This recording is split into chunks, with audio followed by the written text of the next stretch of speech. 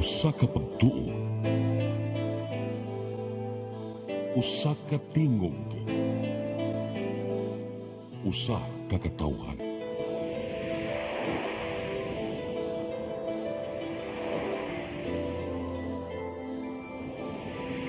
Cebu Catholic Television Network.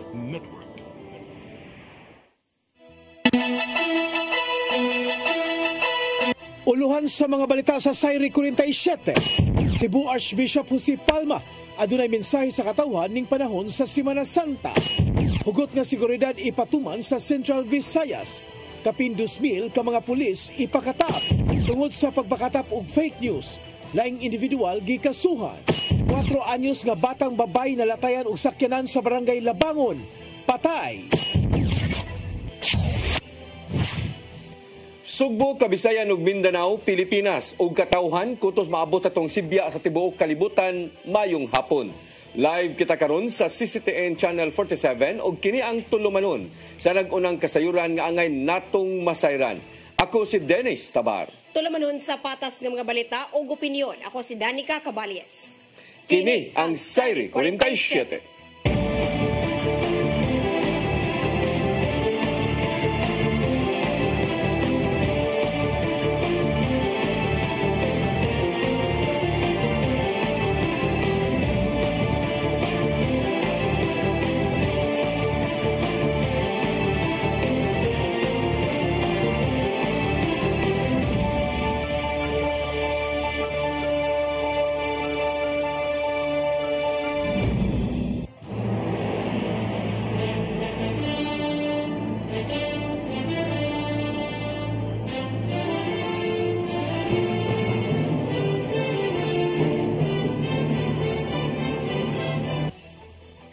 O karon sa kompletong detalye sa atong mga balita, Cebu Archbishop Jose Palma mipasabot nga mas kusog ang gugma sa Ginoo bisan pa sa kasaypanan sa mga tao. Samtang personal nga nakigduyog si Pope Francis ngadto sa mga manimba atol sa pagsugod na sa Semana Santa. Ang kasayuran ihatod ni Gian Navarro. Gisugdan ni Cebu Archbishop Jose Palma ang Semana Santa ning tuiga, pinagi sa pagbindisyon sa mga lokay nga gibitbit sa mga nanimba. Nag-abot sa gawas gabahin sa Cebu Metropolitan Cathedral ang tanan alang sa Palm Sunday Mass kagahapon. Kuyog ni Palma ang ubang mga kapariang miduyog sa pagsugod na sa balaang mga adlaw. Gihandom sa mga Katoliko na ng panahona ang pag-abot ni Jesucristo sa Jerusalem diin giabibahan siya sa mga tao dala ang ilang mga lokay. Sa wali ni Palma, mipasabot siya nga ang gugma sa Ginoo mas kusog bisan pa man sa mga kasaypanang naangkon sa tao.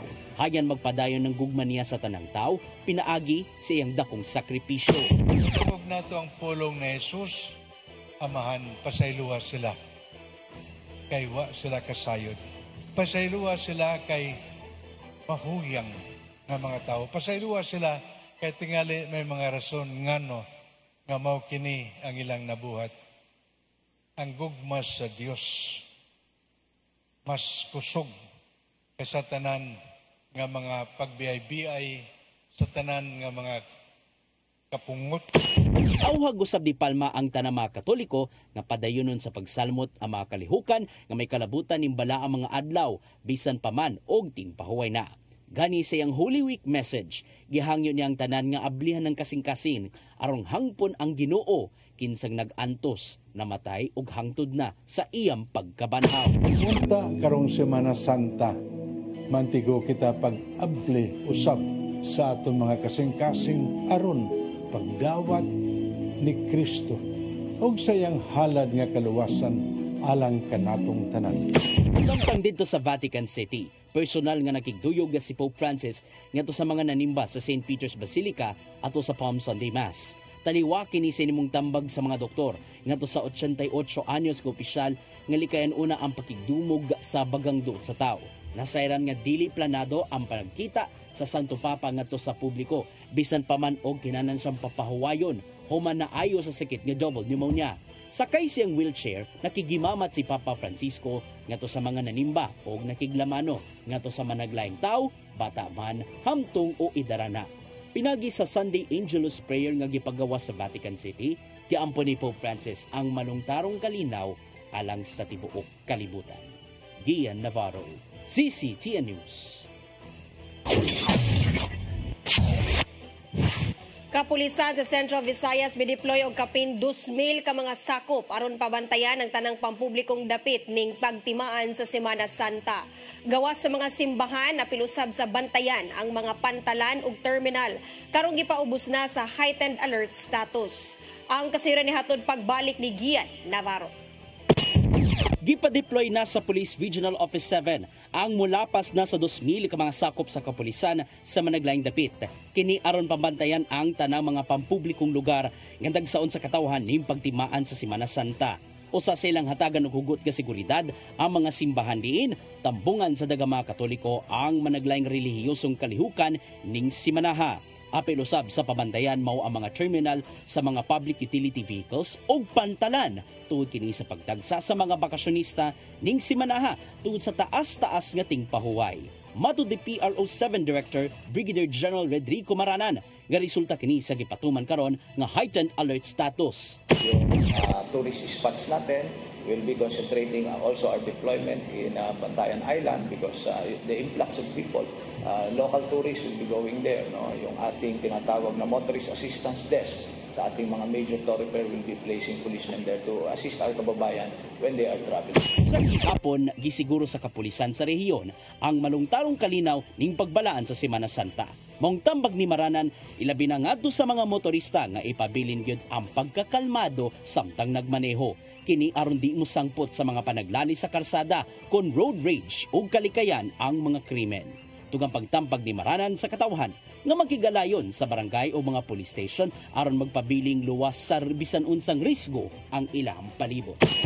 Hindi lamang yung sasakyan, much more yung physical condition ng mga driver. At wag na wag po tayong magdadrive ng nakainom, no? Sapagkat napakadelikado niyan at labag po sa batas yan. Ian Navarro, CCTN News. Ni pahigayon og Stations of the Cross ang lokal nga kagahanan sa Dakbayan sa Lapu-Lapu. Sa palibot kini sa City Hall, kaganinang buntag subay na sa pag-obserbar sa Semana Santa. Nagkadaiyang mga buhatan ang gitahasan sa pag-sit up sa 14 ka mga stasyon.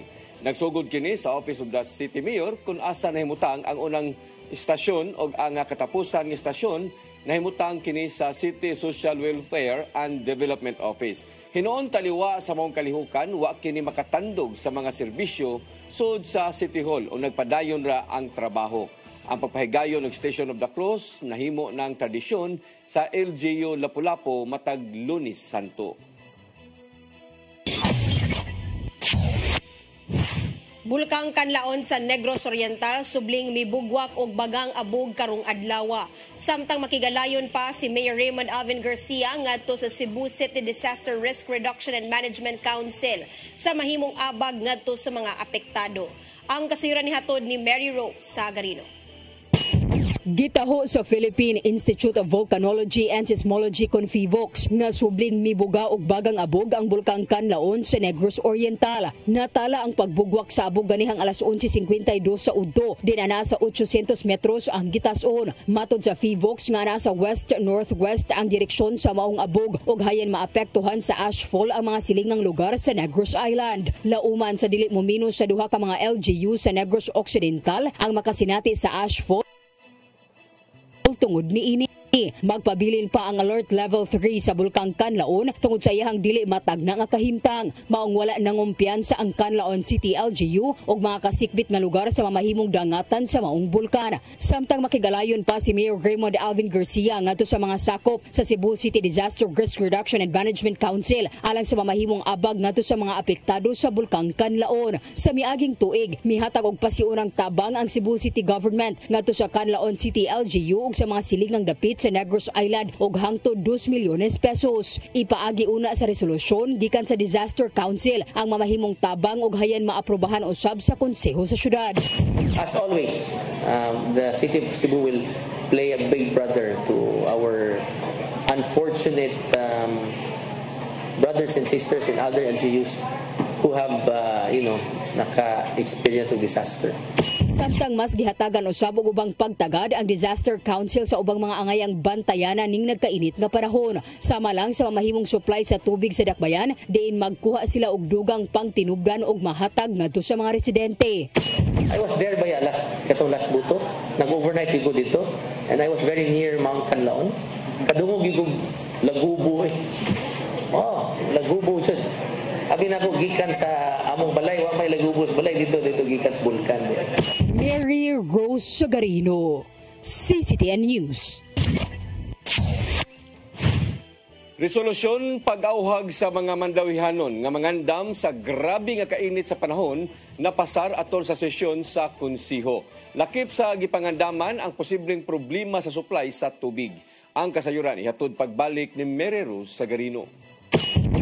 Kaganinang udto, moabot sa 39 degrees Celsius ang kainit sa panahon sa Sugbo base sa warning nga gipagawa sa Philippine Atmospheric, Geophysical and Astronomical Services Administration kun pag-asa. Subay sa nagkagrabe nga kainit sa panahon, usa ka resolusyon ang gipapasar sa konseho sa syudad sa Mandawi. Ang resolusyon nag-auhag sa mga residente nga kanunay magmatngon og moproteher sa ilang kaugalingon. Sila giauhag nga dili magbuwad sa init gikan alas 12 sa udto hangtod alas 3 sa hapon. Kanunay mo inom og tubig, magdaog payong og pandong. Wala lang sila buhaton sa gawas, indoor lang sa sila, especially the senior citizen. Kaya kuyaw biya kaayo ang imagine ha, last few days, 40 degrees. Si Konsehal Jennifer Dilmar ang nangamahan sa resolusyon nagkanayon nga lakip sa ilang gipangandaman ang posibleng problema sa supply sa tubig. Mato ni Dilmar nga gitahasan ang City Disaster Risk Reduction Management Office nga mag-andam og tubig nga pwedeng irasyon ngadto sa mga kabaranggayan. So for agas sa napalingge, we're expecting ka na mga 3 days, 4 days na wala agas is very alarming ba kung wala. So we're ready for that. Mato ni Dilmar nga sa naandan, ang sagad maapektaran nga barangay ang naa sa downstream o duol sa baybayon. Mary Rose Sagarino, CCTN News. Musunod, tungod sa pagpakatap og fake news, laing individual gikasuhan. Kana og daghan pa mga balita sa pagbalik sa Sayri 47.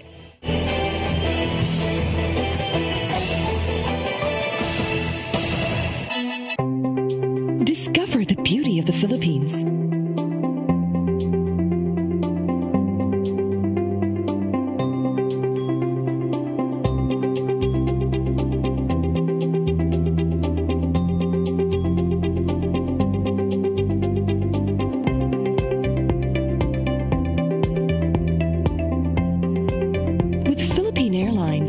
Country's flag carrier.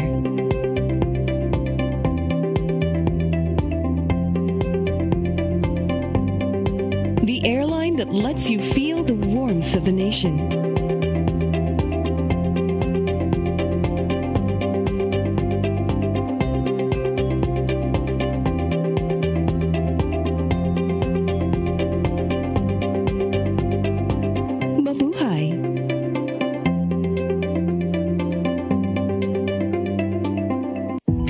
Sa mga politiko, matagal nang ginagawa ni Ariel Querubin ang ipaglaban tayo. Kahit sariling buhay inaalay. Ngayon, iba ang laban. Pero tuloy ang misyon ni Ariel Querubin, ang ipaglaban tayo. Kung medalya ang sukatan at hindi pera, si Ariel Querubin, ang ating bayani, nakarapat dapat sa Senado. Pag may Ariel Querubin sa Senado, may bayani tayo sigurado.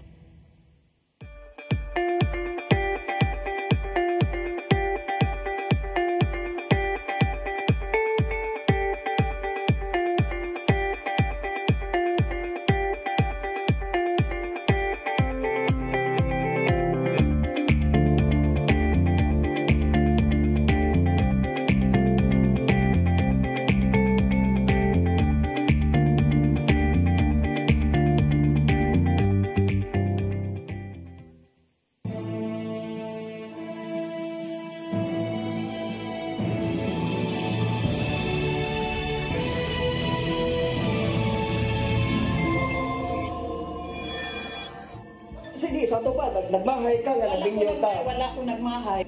You want to eat now, madam? Where did you get this one? Where? Madam! Sir, give me this one, madam. kong tawa. Madam, please, please, madam.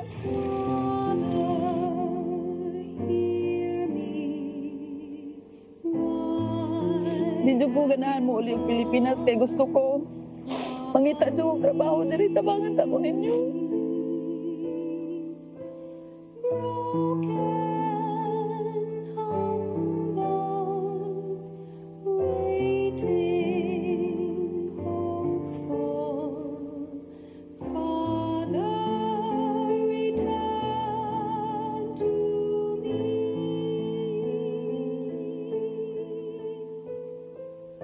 Wash me, my Lord, forgive me my sin.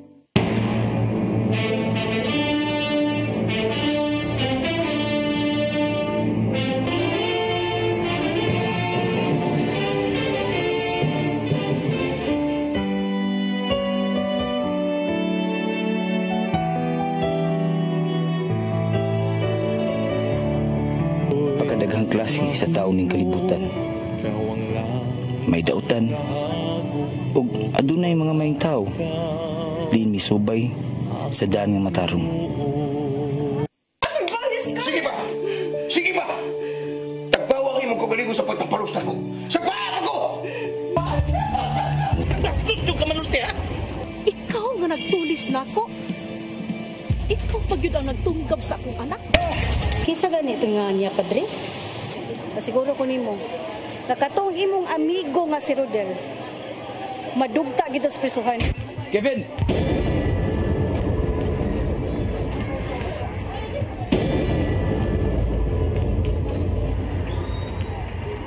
Kahit yung yung uda! Rodel! Rodel! Ano yung angay taong gahi ko?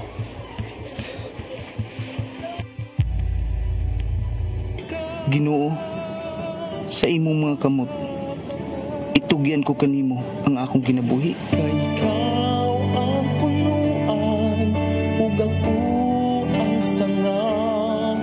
Kung ako hawakan nimo, dili ako makabuhat. Hisod, manluluwas. Nagpaila siya, nga pinili siya sa Diyos. Ako silong senyor ang pinili sa Diyos. Hisod, manluluwas. Ilagbuha siya sa pagkaw. Pinabalaan kita, sir. Malaking kasalanan sa batas ang magtago ng kriminal. At ang itang umabot sa mga santa, ang sugilanon, Hisod, manluluwas. Kinahanglan gyud nga madunit sa akong anak ang iyang kasing-kasing.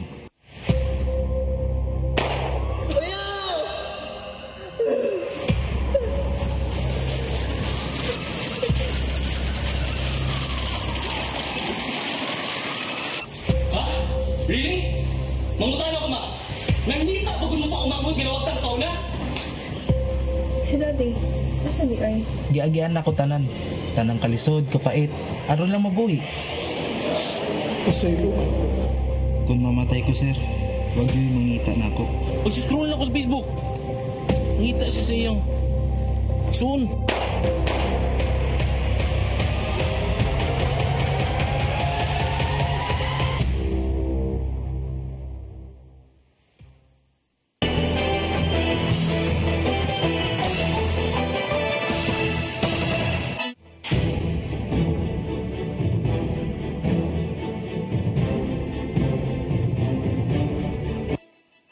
Balik sa ato mga balita, usa ka individual ang gipasakan og kaso sa National Bureau of Investigation tungod sa giingong pagpakatap o gapiki nga pamahayag sa kandidato pagkakongresista sa Mandawi City.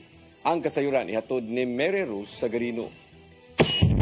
Magatubang og reklamong kriminal ang usa ka Facebook user tungod sa gayong pagpakatap og peke nga pamahayag batok ang Congresswoman Imari Lola Papuano Dizon kalabot sa 20 milyones nga magikay skywalk. Ang National Bureau of Investigation sa Central Visayas ni sangat og reklamo. Nag-akusar kang Gradmon Culina, residente sa Barangay Sentro Mandawi og mga kalapasan sa Republic Act 10175 o ang Cybercrime Prevention Act of 2012, partikular na sa computer-related forgery obo sa Section 4B1 og cyber libel ubos sa Section 4. Suma sa usa ka press release sa NBI-7, si Culina nagpost og daghang mga malaway nga mensahe og mga hulagway sa iyang Facebook account. Ang post adunay gi-edit nga graphics nga nagpakita sa naong sa kongresista og selyo sa House of Representatives nga nagsugyot nga kadtong dili malipayon sa skywalk mahimong dili mo gamit niini. Matod sa NBI-7 nga gihimakak ni Uwano Dizon ang pag-issue sa maong pamahayag og wala siya motugot sa pag-post niini nga matod pa libelos og nagtuyo sa paglingla sa publiko og pagdaot sa iyang dungog. Sa investigasyon, si Culina ug ang iyang abogado ni atubang sa NBI og ikatahong mitugaan sa pag-share sa maong post. Sa iyang bahin, nagdumili og hatag og dugang tubag si Culina sa isyu apan matod niini nga usa kini ka pamumulitika. Gibutyag niini sa usa ka mensahe nga lakip siya sa mga individual nga nipasaka og kaso batok sa One Mandawi Party ni Uwano Dizon tungod sa gingong paglapas sa mga lagda sa eleksyon. Mary Rose Sagarino, CCTN News. Comelec Lapu-Lapu subling mipainomdom sa mga botante sa kamahinungdanon sa pagdawat sa Voters Information Sheet. Gitataw sa buhatan nga ang Voters Information Sheet mo'y maghatag og giya sa mga botante kanong eleksyon ug wala kini gigamit sa pamulitika. Ang kasayuran ni hato ni Crystal Joy Pelerca.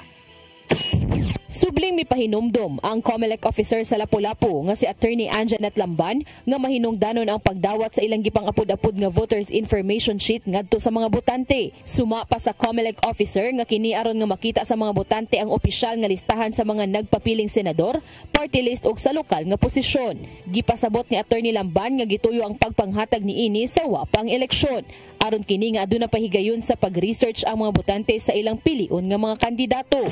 Kani siya nga sheets or kining voters information sheets na ilang mga pangalan diha, so maka-start na mo og research kung unsa ning klasiya sa pagkatao ang mga kandidato karong Mayo 12 nga inyong pag-apilian. Nakasuwat na usab sa mong voters information sheet ang pangan sa botante og iyang present number, mga pahimangno og giya sa pagbotar karong Mayo 12, maong giawag niya ang mga botante sa pagbasa niini. Gitataw usab ni Attorney Lamban nga kung kinsa man ang nakadawat niini, nagpasabot kini nga usa siya ka botante og wa kini gigamit sa pamulitika taliwa sa mga nikatap nga impormasyon sa social media. So, palihog tan-awan ninyo kay doon na rabay mga misinformation or fake news nga ningkalat nga kana daw para sa kampanya aron impeachment. Dili na siya para impeachment. Kay kana impeachment tuan na siya, naka-launch na siya, no?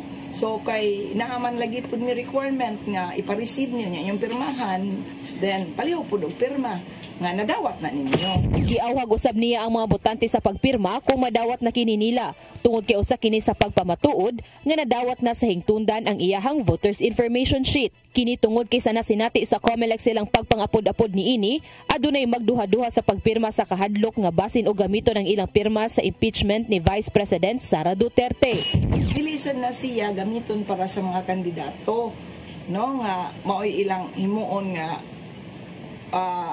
kuan daw nga kanang ilan nasang gipa-fake nga mga info nga once na kaana tagaan kag 1,500, so dili in taon na maoy but sa bot kana usa ka sa mga botante. Nibutyag usab si Attorney Lamban nga ang barangay Mactan ug Basak mo'y nadugang sa mga barangay nga nahatagan na og voters information sheet. Crystal Joy Pelerca, CCTN News. Cebu City Mayor Raymond Alvin Garcia naninguhang makakuha og tubag gikan sa Commission on Elections kalabot sa Charter Day bonus sa mga nanabaho sa Cebu City Hall. Gipahimangnuan niya ang mga empleyado nga dili magpalabi una sa pagdahom bahin sa pagpanghatag niini. Ang kasayuran ihatod pagbalik ni Crystal Joy Pelerca. Gipaabot na lang ni Mayor Raymond Alvin Garcia ang tubag gikan sa Commission on Elections kung tugutan bang maapod ngadto sa mga empleyado sa Cebu City Hall ang ilang Charter Day bonus. Matod sa mayor nga nakapadana siya og suwat hangyo sa COMELEC NBank sa miaging semana sa tingwa nga maapas unta sa exemption sa election ban. Maong gilauman niyang maaprobahan sa mga buhatan ang disbursement sa tag 35,000 pesos nga bonus sa dili pa ang ting bakasyon. Giapas hinuon ni Garcia ang mga petisyon human unang nauyunan sa COMELEC ang exemption sa election ban ang ubang financial assistance programs, apil na ang panginabuhian sa pipila ka mga dapit. And that's why COMELEC will just have to write us back. No, whether or not, mayroon galing sila nga it is not covered by the ban, then we can release. Mayroon galing sila nga it is covered by the ban, and as such, you have to file a petition, then we will file the corresponding petition. Mipahimang nousab si Garcia sa mga empleyado nga kung mahimo dili lang magpalabi sa ilang pagdahom bahin sa distribution sa bonus. Hinungdan nga paninguhaon nilang makuha ang maong tubag ning simanaha. Samtang gitatausab ni Garcia nga mahimong maapas ang maong bonus kay alang niya susama lang sa sweldo ngadto sa mga empleyado ang maong distribution. Gipanghinaot hinuon sa mayor nga unta dili sila lisod-lisoron sa COMELEC bahin sa maong hangyo. Nasayran nga ubos sa COMELEC election ban sa mga LGUs, gidid-an ang mga promotion sa mga empleyado, ingon man ang dugang sweldo alang sa ilang mga kawani. In fact, the approval was before the election ban. And number two, ang ikahadlukan mo sa COMELEC dia is because you are giving something outside the ordinary for campaign purposes. So all of a sudden, hatag ang bonus imong empleyado kay tungod mamutar imong empleyado nimo nangampanya ka sa imong mga empleyado. But in this case, this is based on merit. This is based on performance. Crystal Joy Filerca, CCTN News. Nahimong luwas ang pagbisita nilang President Ferdinand Bongbong Marcos Jr. o First Lady Liza Araneta Marcos niadtong nakalabay nga weekend dinhi sa Sugbo. Usa sa mga gisubay mo ang mamahimong venue sa mga kalihukan sa Association of Southeast Asian Nations kun ASEAN karong 2026. Samtang adunay mga pribadong engagements ang mga magtiayon ngadto sa pipila ka mga personalidad. Sumapa ni Police Regional Office 7 Director Brigadier General Redrico Maranan nga igong gidaghanon sa mga sakop ang gideploy nila atol sa maong pagbisita. Kiniaron masiguro nga dili tapukan og daghang mga tao ug dili mahasol ang magtiayon sa ilang pagduaw ngari. Midepensa ang Department of Social Welfare and Department of Welfare for the Urban Poor nga lehitimo ang panagpatubo og mga mushroom sa pipila ka mga dapit alang sa livelihood program sa Cebu City Government. Sumapa sa DWUP Chief nga si Ronald Librando nga igo lang nga gibuhat kung unsa man ang nasugdan sa maong programa sa una.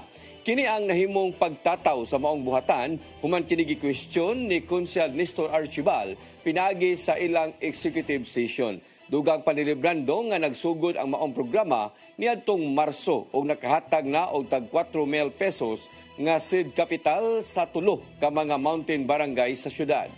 Anaa sa 4,000 ka mga tao ang makapahimos sa maong programa og may kantidad kini ang tanan og 20 milyones ka pesos.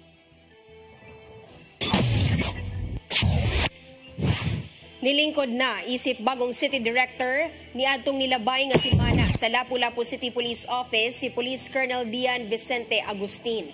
Si Agustin mao'y nagsilbing acting City Director sa LCPO sulod sa kapin 6 ka buwan.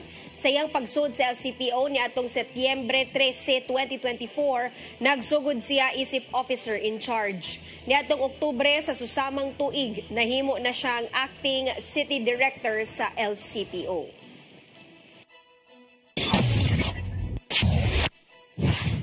PRO7 mo gamit og drone alang sa mas subsob nila nga pagpaniid batok sa bisan unsang matang sa krimen. Pinagi sa ilang Regional Tactical Drone Squad, himuong mas subsob ang ilang monitoring hangtod na sa mga lagyong dapit sa rehiyon. Ang kasayuran ihatod ni Gian Navarro. Gilusad sa Police Regional Office 7 ang ilang Regional Tactical Drone Squad karong adlaw. Dili mo menos sa 50 ka mga drones ang maggamit sa kapulisan alang sa subsub nga pagpaniid sa nagkadiyang lugar sa Central Visayas. Subay kini sa tinguha, ubos sa kasamtang nga liderato nga maminusan pa ang ihap sa mga krimen sa palibot. Bato de PRO7 Director Brigadier General Rodrigo Maranan nga kabay ng drone technology sa mas advanced nila nga surveillance sa palibot. Gawa sa surveillance, maggamit nila kini alang sa tactical operations, pagbantay sa trapiko, ingon man pagsalbar panahon sa emerhensiya. What we're trying to do is maximize the use of drone kasi minsan nakabili ng drone yung LGU, wala naman siyang trained personnel to handle and operate the drone. So that's why we are coming up with this drone squad to really upgrade the skills of our drone operators in coordination with CAAP and other stakeholders that they may wish to contribute their knowledge and skills in the operation of drones. Dugang pa ni Maranan nga masuwayan ang kapasidad sa ilang mga drone sa ilang surveillance karong Semana Santa og magpadayon hinuon kini hangtod na sa adlaw sa eleksyon. Laumang magamit sa kada police station ang mga drone gikan sa PNP og mabot hangtod na sa bukiran ug ubang remote areas sa kalungsuran ang ilang monitoring. Hinoon, high-end ang mga drones nga gamiton alang sa real-time nga pagsubay sa kahimtang sa palibot tungod sa mga klarong cameras nga naa niini. We have drones that with higher specification, the thermal capability and night vision capability. So meron yan yung ibang mga malalaki nating drones. Kabayan ng kini sa gihimong lakang sa Philippine National Police alang sa ilang modernization diin, labing una sa Visayas ang ilahang nga drone surveillance. We are enhancing the cybersecurity so that it will become a hack-proof. Kasi marami kaming mga data na talagang dapat maproteksyonan. Like for example, yung National Police Clearance, diba? Yung ating data on firearms. So we're looking forward to a more secure data natin ang ating tinitingnan. But in terms of law enforcement, gusto nating mas palakasin pa itong ating regional tactical drone units. Ian Navarro, CCTN News. Mosunod, 4 anyos nga batang babaye nalatayan og sakyanan sa barangay Labangon, patay. Kana og daghan pa mga balita sa pagbalik sa Sayre 47.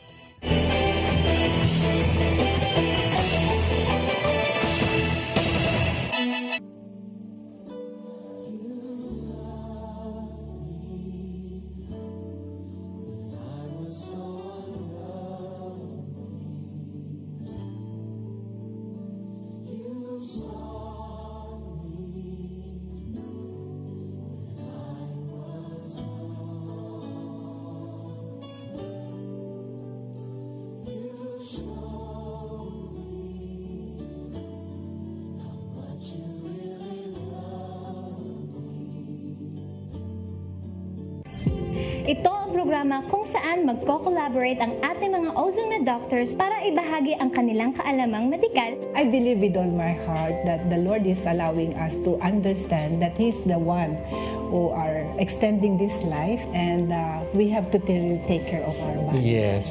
Matag episode, among ipaambit ninyo ang mga healing testimonies. Every day, pag-gising mo, iisip ko kung ilang taon na lang yung itatagal ko, yung ganun. This is your path to a new start. Ozone Med Wellness Clinic New Start. Napapanood every Saturday, 8 to 9 a.m. Og ang replay airing matag Miyerkules, 1:00 hangtod 2:00 sa hapon. Dinhi lang sa CCTN Channel 47. Anong sad man ka? Pero kay bawa mo ka nga sad ko. Wala lang. Makita lang ako si Minaw. Manalagaan ba ako?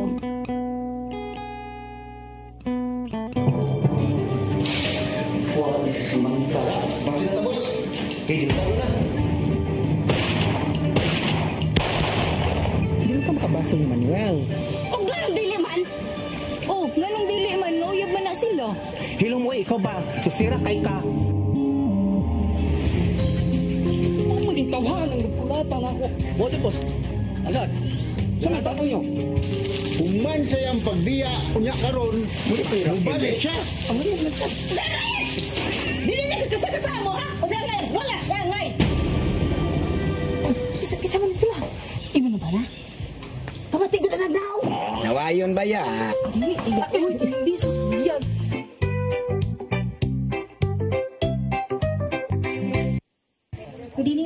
gentlemen, let us give another round of applause to my mom and dad for staying strong through the years. If you love me like you tell me, please be careful with my heart. You can take it. Hala, nininood sa man ang imong corona. Na-broken man eh. Makantos kung kumuha ko. Ako kaya, Dad. Kasi magpapilit din eh. Nagpasura yung tanawan mo. O sige, panglayan mo! Pero demanding, once you leave this house, you can never come back! What's wrong? Why did you stop? Ako na ni.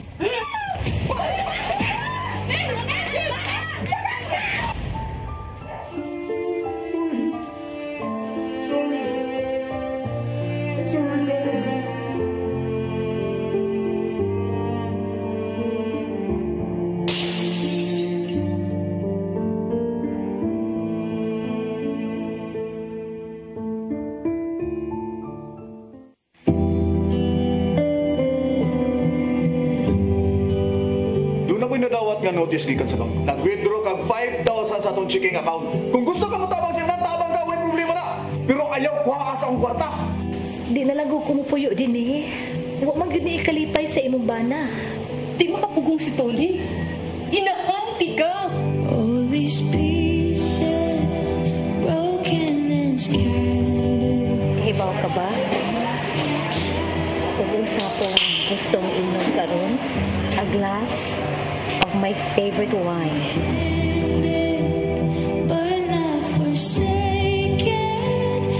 Naami program sa school ganiha. Importante kayo to. Pero bisag anino ninyo ni Daddy, wala jud nako nakita.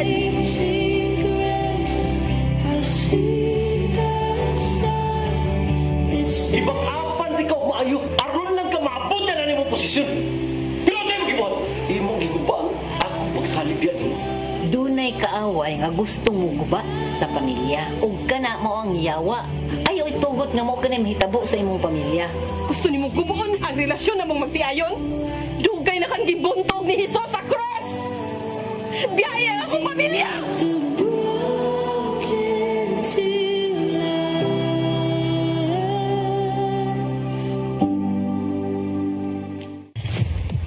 Hesus manluluwas. Nagpaila siya na pinili siya sa Diyos. Na ako silong Senyor ang pinili sa Diyos. Hesus manluluwas. Pinagbuha siya sa pagkaw. Pinabalaan kita, sir. Malaking kasalanan sa batas ang magtago ng kriminal. At ang ikang umabot sa mga santa, ang sugilanon, Hesus manluluwas. Kinahanglan gyud nga madonate sa akong anak ang iyang kasing-kasing.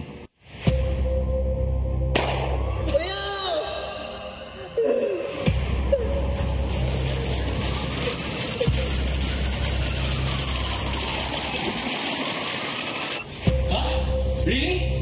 Mangutana ko, ma. Nangita pagod mo sa umamot, ginawagtang sa una? Si Daddy, asan di ay? Giagian ako tanan. Tanang kalisod, kapait. Aron lang mabuhi. Pasaylo ako. Kung mamatay ko, sir, huwag yun mangita na ako. Mag-scroll lang ako sa Facebook. Ngita siya sa iyang. Soon.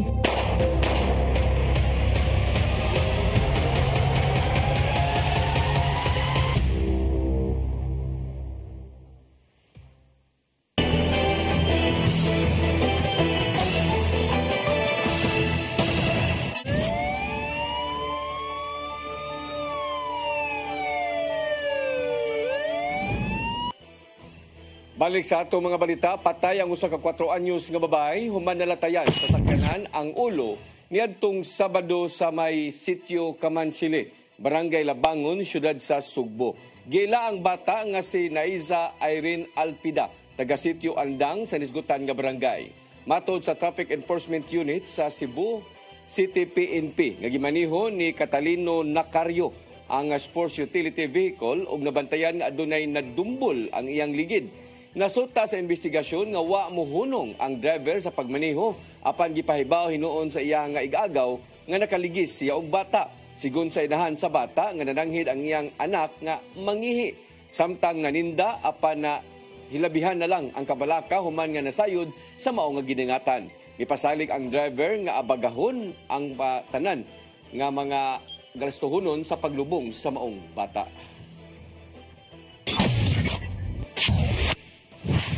Gisusi sa kapulisan ang nahitabong pagpanulis o pagpamusil sa Barangay Luz, syudad sa Sugbo, kagani ang buntag nga nisangpot sa jutay nga pagbugat sa trapiko. Giila sa mga otoridad ang biktima nga si alias Princess o ganimuyo usab sa maong barangay. Mato di Police Lieutenant Colonel Maria Teresa Makatangay sa Cebu City PNP nga gisugdan na sa Mabolo Police Station og theft and robbery section ang investigasyon pagsuta sa insidente. Lakip sa ilang gipangsubay ang mga kuha sa CCTV o pagpakiginabi sa mga nakakita sa pagpamusil. Daling gidala sa tambalanan ang babay, human masayod nga naginhawa pa kini pagabot na sa mga miresponding medical team.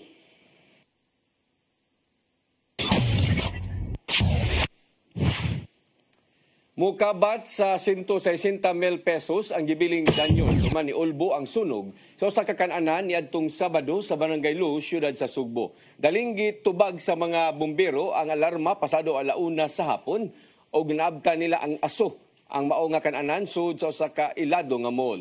Dali raw sa binuong napaong sa kabumbiruhan ang maong sunog ug way na angol atol niini. Matod ni Senior Fire Officer 2, Wendell Villanueva sa Cebu City Fire Office nga nagsugod ang kayo sa kusina sa maong kananan apan wa pa matino kung unsa man ang nahimong hinungdan. Wa hinuoy ni katap ang maong nga wa hinuon mo katap ang maong nga sunog sa mga kasikbit nga tindahan sud sa mall tungod dali usab nga pagresponde sa mga trabahante. Nadakpan sa kapulisan sa Tagbilaran, Bohol ang job order employee sa lungsod sa Calape, Bohol sa bypass operation sa Purok 1, Barangay Manga sa Maong Dakbayan. Nasakmit gikan kang Elwin Paredes alias Weng Weng, 49 anyos, taga Purok 4, Barangay Kalunasan, Calape. Ang binulto nga puto sa shabu nga motimbang og 550 gramos nga mobalor og 3.7 million pesos. Mato de Escobar nga bagong drug personality si Paredes ug ang iyang area sa distribution ang tibuok Calape ug ang mga lungsod nga nagpaingon sa dakbayan sa Tagbilaran. Dunay gipangtug-an si Paredes sa gihimong investigasyon nga mamahimong sunod nga follow-up operation sa kapulisan sigon ni Escobar.